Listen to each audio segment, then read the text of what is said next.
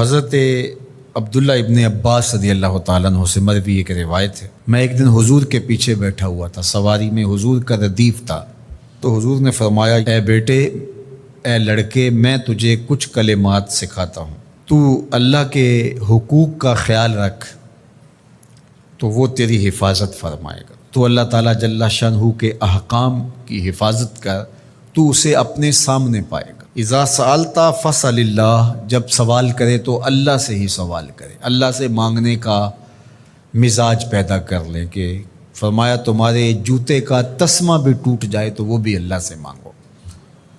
ضرور بازار میں جاؤ دکاندار سے، لیکن حقیقی طلب اللہ سے ہونی چاہیے۔ بات بات پہ اللہ سے سوال کرو، بڑی سے بڑی چیز بھی اس سے مانگو، چھوٹی سے چھوٹی چیز بھی اسی سے طلب کرو۔ ہماری ساری ضرورتوں کا کفیل ہمارا رب، ہمارا مالک ہے۔ تو دوسری نصیحت یہ کی کہ جب تو استعانت طلب کرے، مدد طلب کرے تو اللہ سے ہی استعانت طلب کرے۔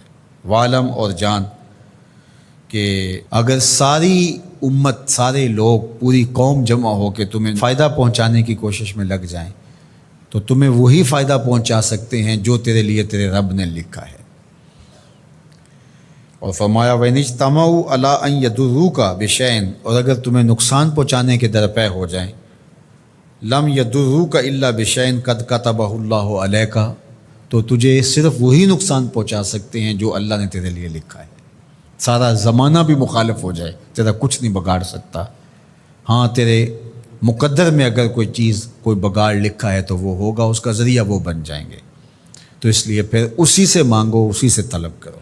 رفعت الاقلام وجفت الصحف، جو لکھنا تھا اللہ نے لکھ دیا، لکھنے کے بعد قلم اٹھا لیا گیا اور جن صحیفوں پہ لکھا تھا وہ خشک ہو گئے، اب کتابیں بند ہیں، تو اس لیے اس نے تیرے لیے جو لکھا ہے وہ ہو کے رہے گا، تو خام خواہ لوگوں سے ڈرنے کی ضرورت نہیں ہے، اور تیرا فائدہ، تیرا نقصان اسی کے دستے قدرت میں ہے، تو اسی سے طلب کر، اسی سے مانگ۔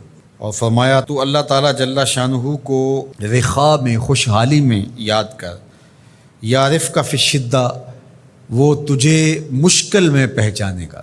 یعنی جو شخص خوشحالی کے دور میں اس کے پاس دولت ہے، صحت ہے، تو اللہ تعالیٰ کو فراموش نہیں کرتا، اللہ اس کی بدحالی کے زمانے میں اس کو فراموش نہیں کرتا۔ وعلم، اور جان، ان النصر مع الصبر، کہ جو مدد ہے وہ صبر کے ساتھ آتی ہے۔ وان الفرج مع الکرب، اور کشادگی جو ہے وہ مشکل کے ساتھ آتی ہے۔ وان مع العسر یسرا، اور سہولت جو ہے وہ مشقت برداشت کرنے کے بعد آتی ہے، تنگی کے بعد فراخی آتی ہے۔ پہلو مشکل پھر تمنا، پہلو کنڈا پھر پل، شاید مگروں پہلو مکھیاں ڈس دیاں ڈنگ والیاں۔ تو یہ سب ہوتا ہے، مشکلات، تکلیفیں، آلام، مصائب، ان سب سے گزر کر کے آسانیاں آتی ہیں۔ خود حضور کی زندگی دیکھ لیجئے، مدنی زندگی مکی زندگی کے گزرنے کے بعد، طائف کے مراحل کو طے کرنے کے بعد آتی۔ تو ہم ڈائریکٹ اگر چاہیں مکی زندگی کو اختیار کیے بغیر اور طائف کی مشکلات اور سنگلاخ راستوں سے گزرے بغیر مدنی برکتیں حاصل کرنا، تو وہ نہیں پا سکتے۔ تو یہ اللہ تعالیٰ نے ایک نظام رکھا ہوا ہے۔